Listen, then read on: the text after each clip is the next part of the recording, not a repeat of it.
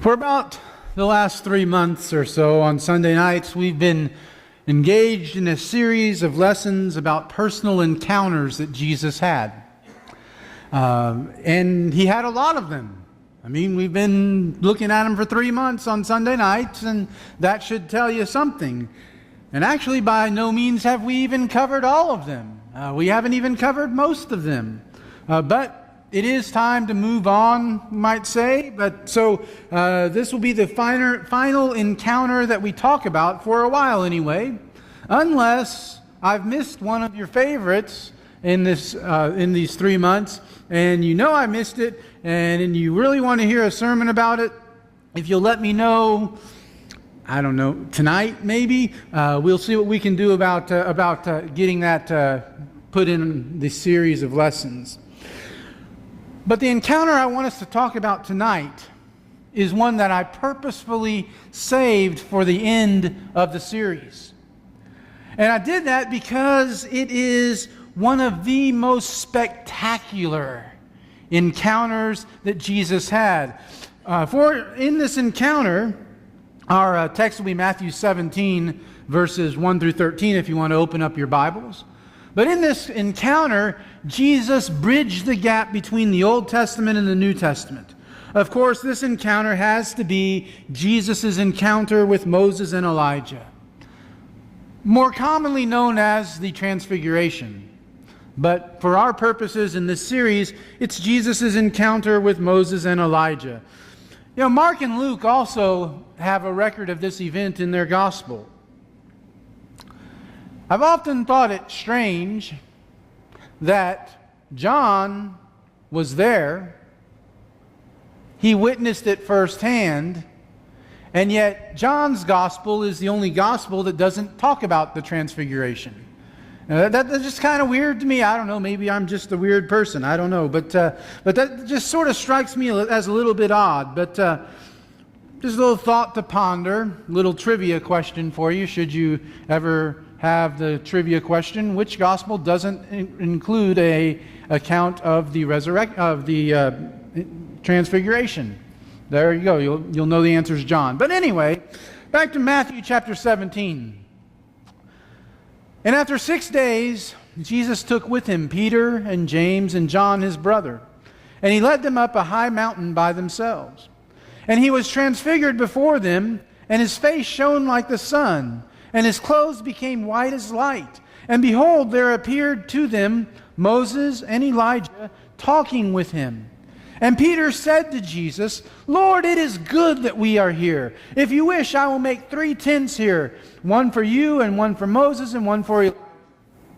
He was still speaking when, behold, a bright cloud overshadowed them, and a voice from the cloud said, "This is my beloved Son, with whom I am well pleased. Listen to him." When the disciples heard this, they fell on their faces and were terrified. But Jesus came and touched them, saying, "Rise and have no fear." And when they lifted up their eyes, they saw no one but Jesus only. And as they were coming down the mountain, Jesus commanded them, "Tell no one the vision until the Son of Man is raised from the dead." And the disciples asked him, "Then why do the scribes say that first Elijah must come?" He answered, "Elijah does come, and he will restore all things. But I tell you that Elijah has already come, and they did not recognize him, but did to him whatever they pleased. So also the Son of Man will certainly suffer at their hands." Then the disciples understood that he was talking to them about John the Baptist. There are 3 things that I think are worthy of note in this passage: the timing, the transfiguration, and the telling. So let's begin by looking at the timing of the event from verse 1. We notice it happened 6 days after the events of the last chapter.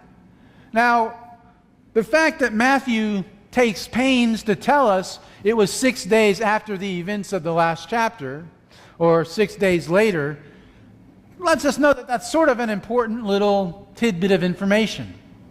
And so, we need to see what was going on in the last chapter. Well, we find, first of all, Peter's confession of Christ, beginning in Matthew 16, verse 13, through verse 20.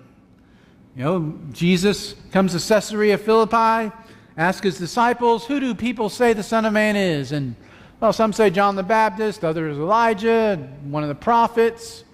But what about you? Who do you say I am? And Peter speaks up and says, you are the Christ, the Son of the living God. And this is a climactic moment. And Jesus says, blessed are you, Simon, son of Jonah, for this was not revealed to you by man, but by my Father in heaven. Tell you are Peter, and on this rock, not Peter, but the confession Peter made, I will build my church, and so forth. But not too much later. Well, first of all, we need to note the warning given by Jesus in verse 20. Then he strictly charged the disciples to tell no one that he was the Christ. Don't tell anybody. I know you've got it. You figured it out. Don't tell anybody.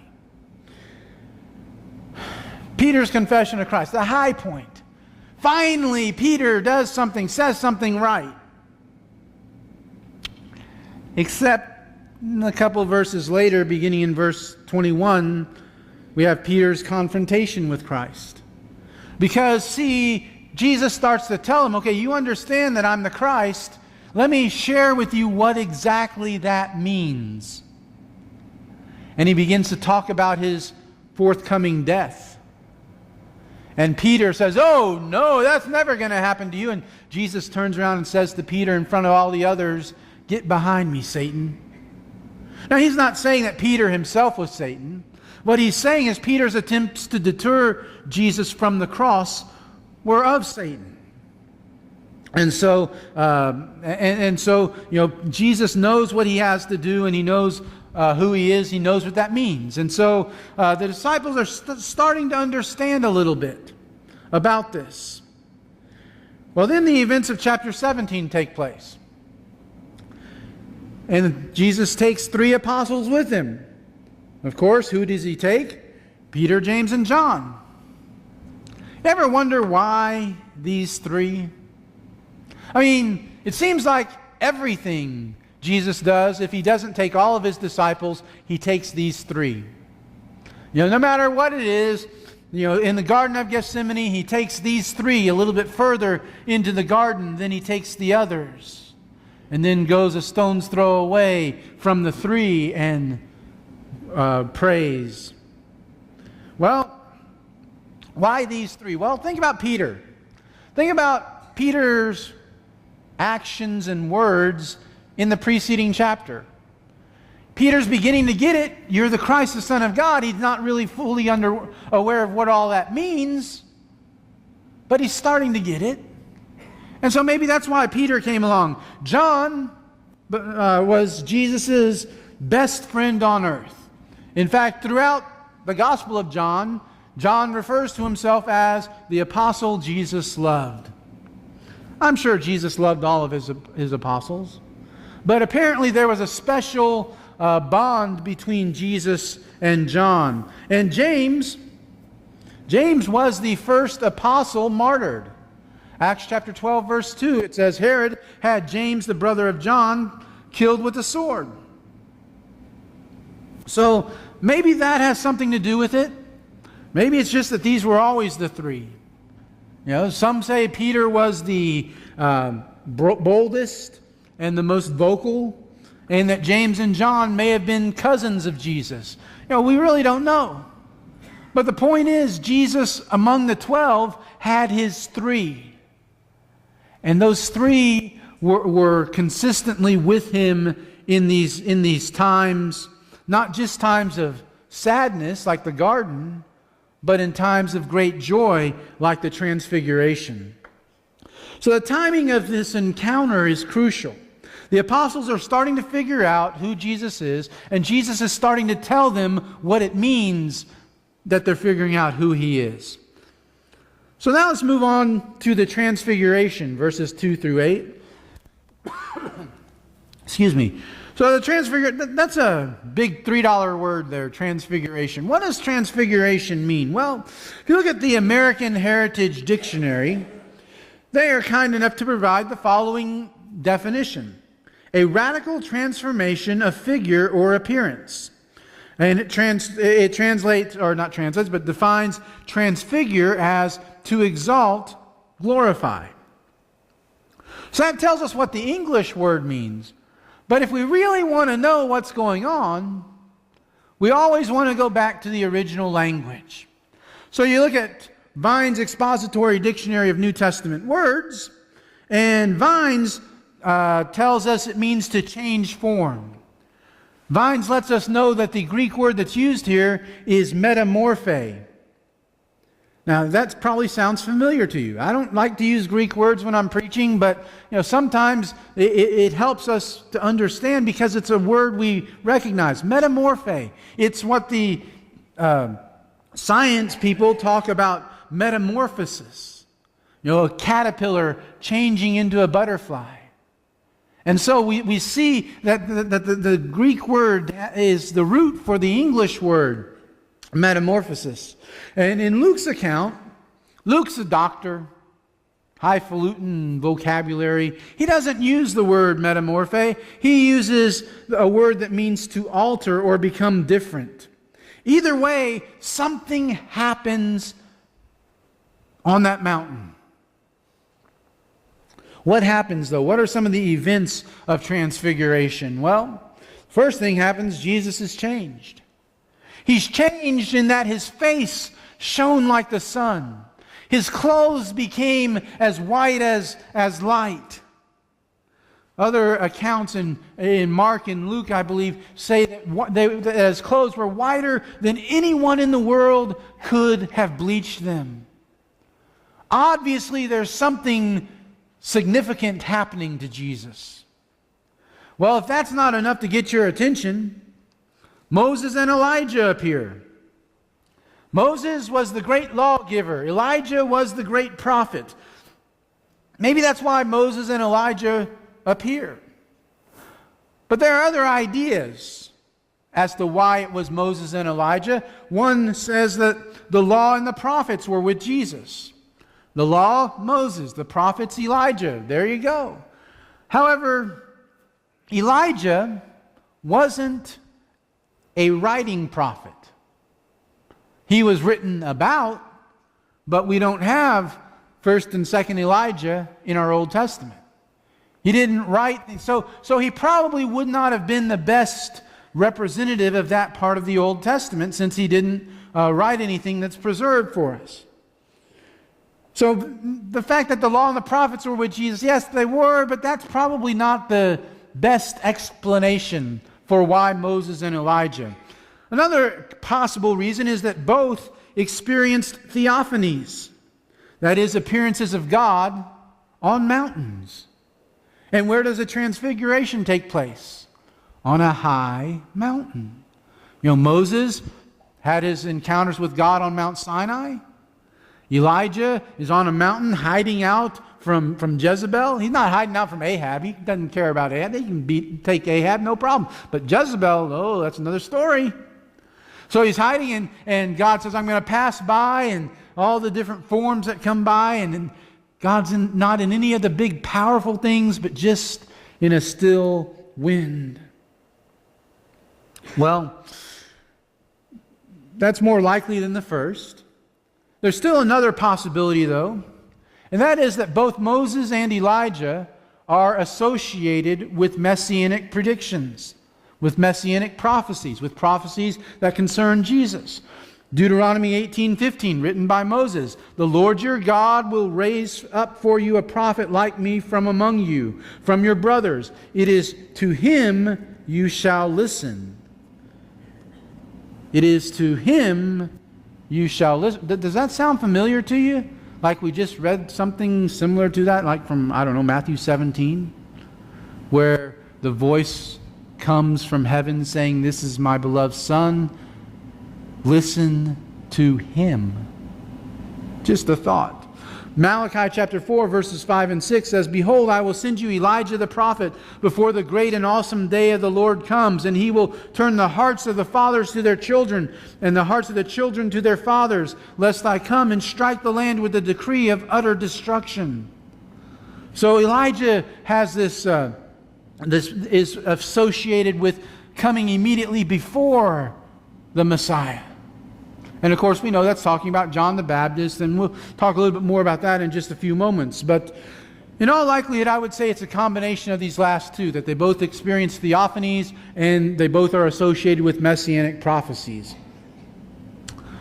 But anyway, Jesus has changed. Moses and Elijah appear, and then the disciples react. Now, of course, they've got to react. This is something spectacular that's going on in front of them, and so they have to react. And so, naturally, Peter is the first to react.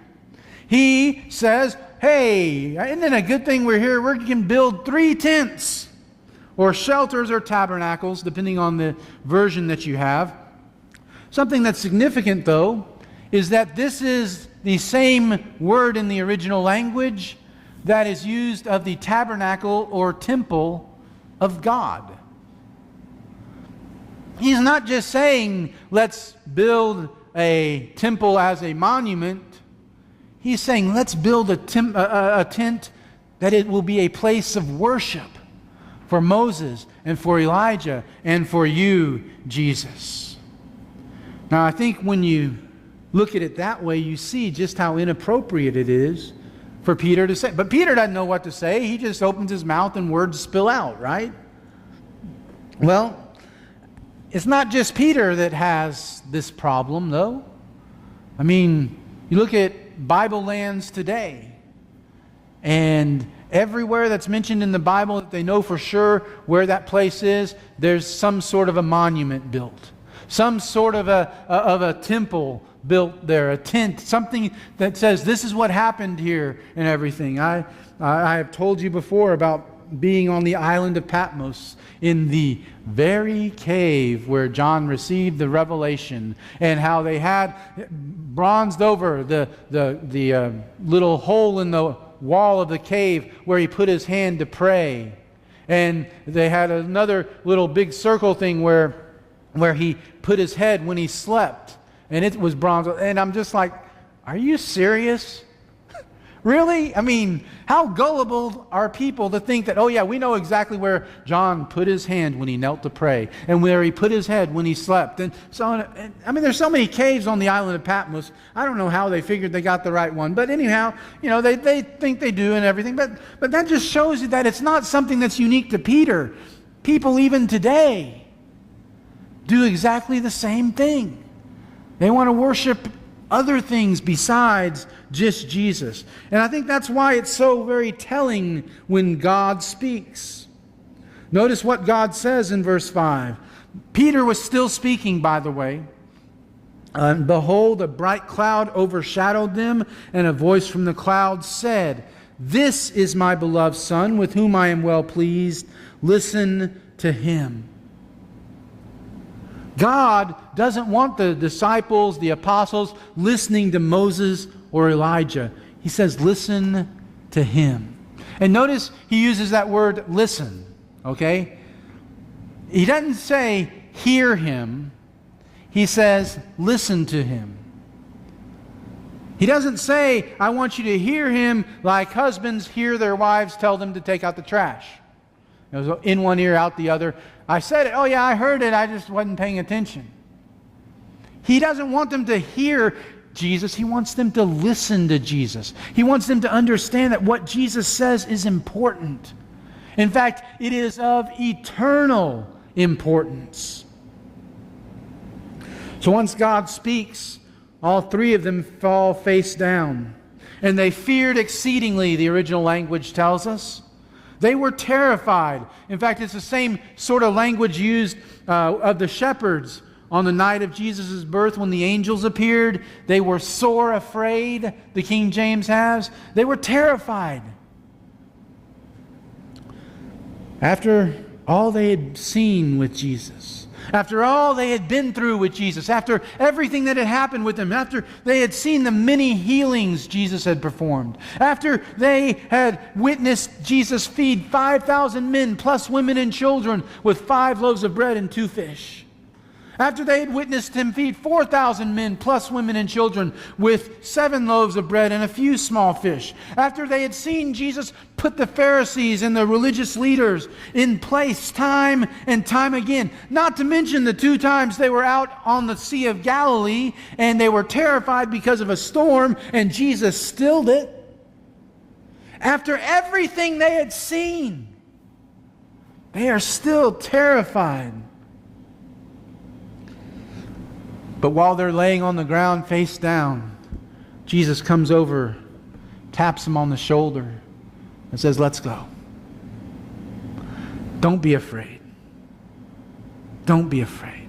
Perhaps this was just too much for them to bear. Perhaps Jesus knew that, and that's why he says, "You know what? I'd love to stay here and chat with Moses and Elijah, but you know what? Peter, James, and John need me." And so he taps them on the shoulder, says, "Let's go." But then as they go down the mountain, we have the telling, verses 9 through 13. As they descend the mountain, Jesus gives the instructions. His instructions, number 1, are don't tell anyone. Now, why not? I mean, this is something fantabulous, something outstanding, something exciting, something that they would want to tell people about. Why would Jesus say don't tell? Well, sometimes when Jesus says don't say anything, sometimes it's because he really does want them to tell. He does want them to talk. Maybe he's using a little bit of reverse psychology. I mean, kind of like, or maybe he knows they're going to, so he says don't, just sort of as a precautionary statement. Kind of like when Jesus raises the little girl. The parents are in the room with him. Peter, James, and John again are in the room with him. Everyone already knows that Jairus' daughter is dead. The flute player, the mourners, everybody already knows it. And Jesus raises her from the dead and tells the parents, "Shh, don't tell anyone." Like they could keep it a secret if they wanted to, right? Like any of us who had a daughter or a son that had died and Jesus brought them back to life. How could we keep quiet about that? We couldn't. But anyway, I don't think that that's the point this time. I don't think he's using reverse psychology so they will tell. I think he really wanted them to think about what had just happened. To think about what they had seen and what they had heard. And notice, though, he doesn't say, don't tell anyone ever. He says, don't tell anyone until the Son of Man has been raised from the dead. There's a time limit on the no talking. After the resurrection, the full glory of God would be revealed, and they could tell everyone who Jesus was on earth and who he is in heaven. So Jesus gives them the instructions. Don't tell anyone until the Son of Man has been raised from the dead. Then the disciples have a question, and Jesus provides the answer. The question of the disciples is found for us in verse 10. It says, then why do the scribes say that first Elijah must come? In Isaiah 40, verse 3, Isaiah writes, a voice cries, in the wilderness, prepare the way of the Lord, make straight in the desert a highway for our God. In Malachi 3, verse 1, behold, I send my messenger, and he will prepare the way before me. And the Lord whom you seek will suddenly come to his temple, and the messenger of the covenant in whom you delight. Behold, he is coming, says the Lord of hosts. A prophet was to come first. So Elijah, a noted prophet, was to come first. Now we need to understand this is not speaking specifically about Elijah being raised from the dead to appear before the coming of Christ, but a prophet.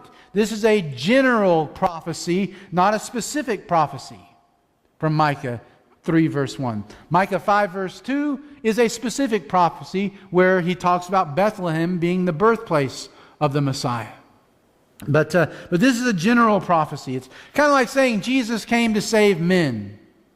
Now, if we say that, we know that we're not just talking about that Jesus came to save the male gender. Okay? We know we're talking about he came to save mankind, all people. Or maybe if I were to say to you, well, if you're going to the store, why don't you get me a Coke, please? You know, I don't necessarily mean a Coca-Cola. I could mean a Dr. Pepper. I could mean a Pepsi. No, I don't mean a Pepsi, okay? Never would mean a Pepsi. Anyway, but you get the idea. You know, speaking in general terms, not specific terms. Well, then Jesus gives the answer. Verses 11 through 13. He says, Elijah does come, and he will restore all things. But I tell you that Elijah has already come, and they did not recognize him, but they did to him whatever they pleased. So also the Son of Man will certainly suffer at their hands. Then the disciples understood that he was speaking to them about John the Baptist. Jesus' answer is, they're right. Believe it or not. Pardon me. They're right. Believe it or not. You know, the scribes and the religious leaders, they are exactly correct. And that's pretty weird for the scribes and the religious leaders, for Jesus to say that they're right. Normally he's saying how they're wrong, but in this case they're right. But they missed him. He was here and they missed him. Matthew 3. He made powerful enemies. Calling the religious leaders a brood of vipers isn't exactly from how to make friends and influence people. In Matthew chapter 14, he made even more powerful enemies. Herod wanted him dead, but he was afraid of the people. Herodias wanted him dead too. She didn't care about the people. She figured out a way to get Herod to take care of the problem. And they did everything to him they wished. They had him killed. Of course, Elijah in this case was John the Baptist, a prophet that preceded the coming of the Messiah. In fact, in Matthew 11, verse 14, Jesus says, and if you are willing to accept it, he is the Elijah who was to come, speaking of John the Baptist. And then in verse 13 here in chapter 17, Peter, James, and John, they figured it out. They understood that he was speaking to them about John the Baptist. Transfigurations can be awe-inspiring things. Speaking of transfigurations, you know, Hollywood loves stories about people who transfigure themselves from nobodies into somebodies. People who go from the streets to a palace. That's the plot of countless TV shows. That's the plot of countless movies. They keep rehashing the same story over and over again. And we're so hungry for stuff like that we keep going to the movies and buying tickets and watching the shows and so forth. One of the powers of God is the power of salvation. When we experience this power, a transfiguration occurs. It takes a seemingly so simple act of obedience, baptism, to trigger that transfiguration. If you haven't been baptized for the forgiveness of sins and you know what it means for you to be baptized, then there's no reason for you to wait. No reason for you not to experience this incredible power of transformation and transfiguration tonight. Because tomorrow might be too late. Tonight, you can bring Christ your broken life, and He'll make it whole again. Through baptism. Maybe you've been baptized, but since that time, your life has been shaken, scrambled a little bit. Jesus hasn't continued to be number one in your life. Well, now is as good a time as any to put things back like they need to be. Now is the right time for you to allow Christ to restore that broken life to you again by prayer. Maybe it's a private prayer. Maybe you need the prayers of the body that's assembled here. Whatever the case is, don't leave here with things not right between you and God. Allow Him to transfigure you tonight, if need be. And if that involves a public response, won't you come to the front now as we stand and sing together?